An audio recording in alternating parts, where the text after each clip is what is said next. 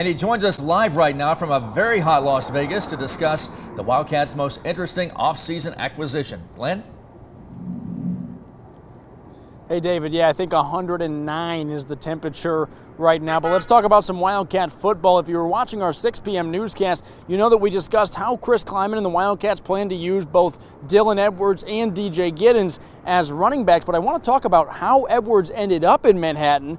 Many know that it was a rather unique recruitment process. He committed to K-State out of high school before flipping his commitment to Notre Dame and eventually playing his freshman season for Colorado. Apparently there were no hard feelings because K-State reached out right away when he entered the transfer portal. More specifically, it was an Avery Johnson FaceTime call that got the ball rolling, and then he was on a visit in Manhattan not long after. But I did ask Chris Klieman what those discussions and conversations were like, given how things did play out last time when K-State recruited the Derby native. Some Cats fans were even hesitant for K-State to be involved with the speedy running back this time around. But Klieman says he's always had a great relationship with Edwards, and how he handled it when there was a change of heart last year might have helped the Cats in his transfer recruitment.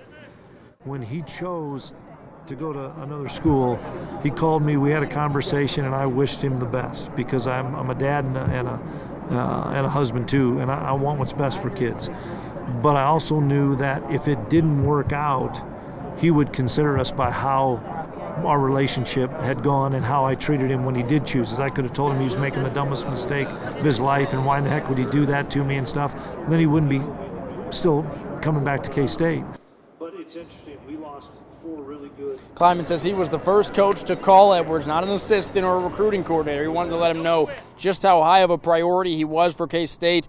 And in his second recruitment, they reminded him that Kansas is home and that K-State is a family. In case you missed it, the Jayhawks don't talk until tomorrow. We didn't forget about him. Lance Leipold, 4 players here in Allegiant Stadium tomorrow. So we'll have all sorts of Rock Chalk coverage on 27 News tomorrow night, and then all of it this Sunday on K-Nation. But later in sports, we're going to talk about a Wildcat defender that you might want to get to know a little bit better. Working for you live in Las Vegas, Glenn Kinley, 27 Sports. All right, Glenn, go jump in the hotel pool.